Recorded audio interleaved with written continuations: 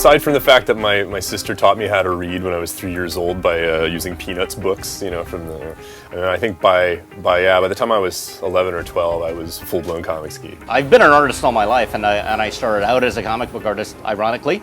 I was a penciler for many years, and I started out at DC, worked for Image and Event and a whole bunch of companies over the years. So somehow I kind of transitioned into video games, and here I am. There's always been a kind of natural alignment between the sort of stories that we're telling in games and the kinds of stories that comics can do super well. You know, video games are kind of in the moment. And so character development is always a tough thing. And with comic books, it's the perfect forum for it. As far as Splinter Cell is concerned, you know, you've got this incredible, rich, elaborate, sometimes even Byzantine geopolitical world that Sam Fisher needs to navigate and sneak his way through. You know, we get a chance to see different parts of his life and his career. People have this sense that there's some history there. And even people who haven't necessarily played all the Splinter Cell games know that this is a character who has some backstory. He's been around the block a few times. When this project came about, we set out to look for artists and writers, and we basically looked for guys that we liked. In order to get the best possible product on the comics pages, we needed guys who were at the top of their game,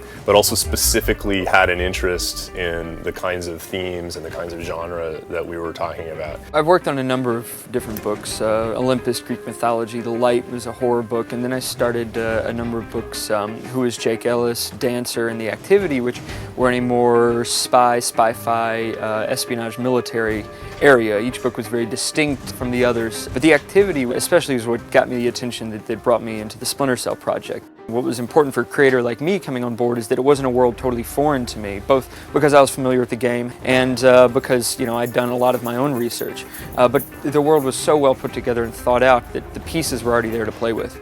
If you look at Nathan's work on projects like Who's Jake Ellis, The Activity, Dancer, he clearly understands that world. He clearly understands those characters in a way that's incredibly honest and authentic. They told us we want an original story.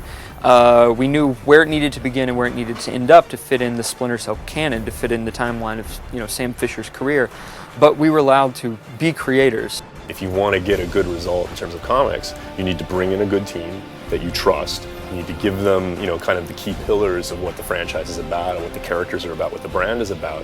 And then you need to give them a lot of latitude to explore that the way they would explore it, like any other comics project. The challenges of, you know, working on a project like this is that we want to both, you know, be respectful and, you know, we want to write a book that the hardcore fans recognize and love, and that new readers who perhaps haven't even played the games before can come into. They start to find the sweet spot, the equilibrium point between what we need as a brand building exercise and what the comics reader needs as a comics reader. And I think that from there it's been really easy. You know, they've made it almost effortless for us because they're so good.